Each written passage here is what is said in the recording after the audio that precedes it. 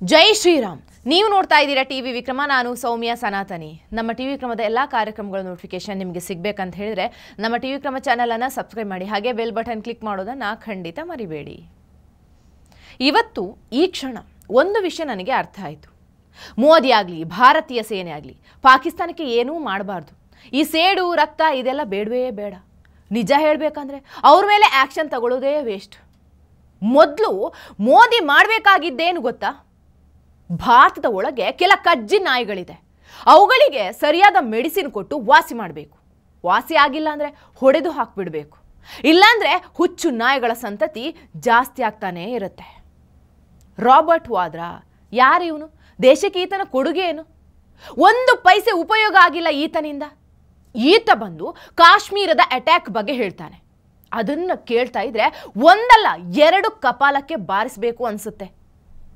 You know, in our country, we see that this government will try and show that, talk about Hindutva, and, the minorities feel uncomfortable, and, they feel troubled. Hindus are making a problem for all the Muslims. Muslims are feeling weakened. The minorities are feeling weakened. ಈತ ಹೇಳಿದ್ದೇನು ಗೊತ್ತಾಯ್ತಾ? ಕಾಶ್ಮೀರದಲ್ಲಿ attack ಆಗೋದಕ್ಕೆ ಹಿಂದೂಗಳೇ ಕಾರಣ ಅಂತೆ.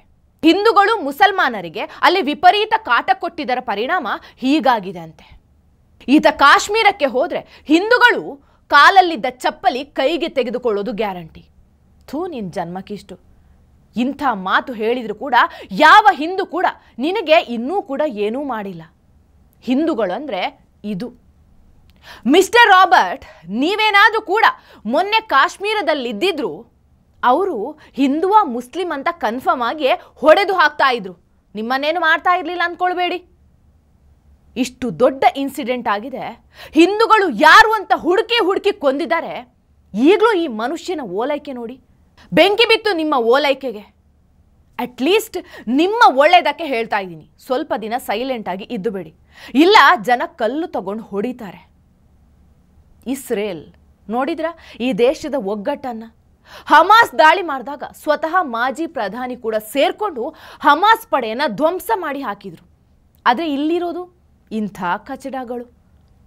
ಈ ಹಿಂದೆ ಪಾಕಿಸ್ತಾನ ಭಾರತದ ಮೇಲೆ ದಾಳಿ ಮಾಡಿದಾಗ ಅವರ ವಿರುದ್ಧ ಆಕ್ಷನ್ ತೆಗೆದುಕೊಳ್ಳಿ ಅಂತ ಕಾಂಗ್ರೆಸ್ ಸರ್ಕಾರಕ್ಕೆ ಒತ್ತಾಯಿಸಿದ್ರೆ ಪಾಕಿಸ್ತಾನದ ಬಳಿ ಕೂಡ ಪರಮಾಣು ಬಾಂಬ್ ಇದೆ ಅಂತ ಹೇಳ್ತಿದ್ರು.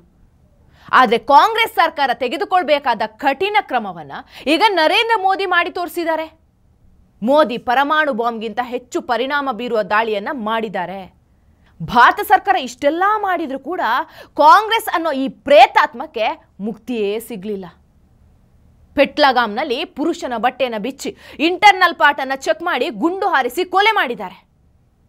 ರಾಬರ್ಟ್ ವಾದ್ರಾ ಆಗಲಿ, ಸೋನಿಯಾ ಗಾಂಧಿ ಆಗಲಿ, ರಾಹುಲ್ ಗಾಂಧಿ ಆಗಲಿ, ಪ್ರಿಯಾಂಕಾ ಗಾಂಧಿ ಆಗಲಿ, ಅಥವಾ ಕಾಂಗ್ರೆಸ್ ಪಕ್ಷದ ಮುಖ್ಯಸ್ಥನಾದ ಮಲ್ಲಿಕಾರ್ಜುನ ಖರ್ಗೆ ಆಗಲಿ, ಯಾರೇ ಇದ್ದಿದ್ದು ಕೂಡ ಅವರು ಬಿಡ್ತಾ ಇರಲಿಲ್ಲ. ಅವರು ಬಿಡ್ತಾ ಇದ್ದಿದ್ದು ಅಸಾದುದ್ದೀನ್ ಓವೈಸಿ, ಒಮರ್ ಅಬ್ದುಲ್ಲಾ ಅಂಥವ್ರನ್ನ ಮಾತ್ರ.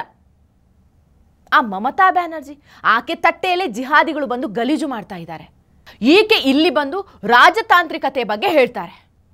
ಉತ್ತರ ಪ್ರದೇಶದ ಮಾಜಿ ಸಿಎಂ ಅಖಿಲೇಶ್ ಯಾದವ್, ಇವರೆಲ್ಲರಿಗೂ ಕೂಡ ಈಗ ಏನು ಮಾತಾಡಿದರೆ ವೋಟ್ ಬ್ಯಾಂಕ್ ಆಗುತ್ತೆ ಅನ್ನೋದೇ ಚಿಂತೆ.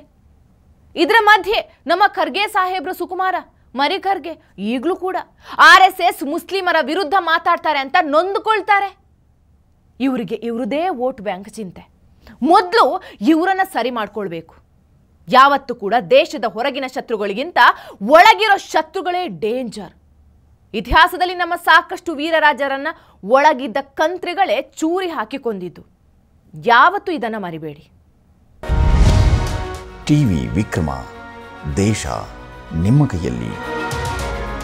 ಈ ಕಾರ್ಯಕ್ರಮ ನಿಮಗೆ ಇಷ್ಟ ಆಗಿದ್ದಲ್ಲಿ ಲೈಕ್, ಶೇರ್ ಹಾಗೂ ಕಮೆಂಟ್ ಮಾಡಿ. ಟಿವಿ ವಿಕ್ರಮದ ಕಾರ್ಯಕ್ರಮಗಳನ್ನು ನಿರಂತರವಾಗಿ ವೀಕ್ಷಿಸಲು ಸಬ್ಸ್ಕ್ರೈಬ್ ಮಾಡಿ, ಬೆಲ್ ಐಕನ್ ಒತ್ತಿ.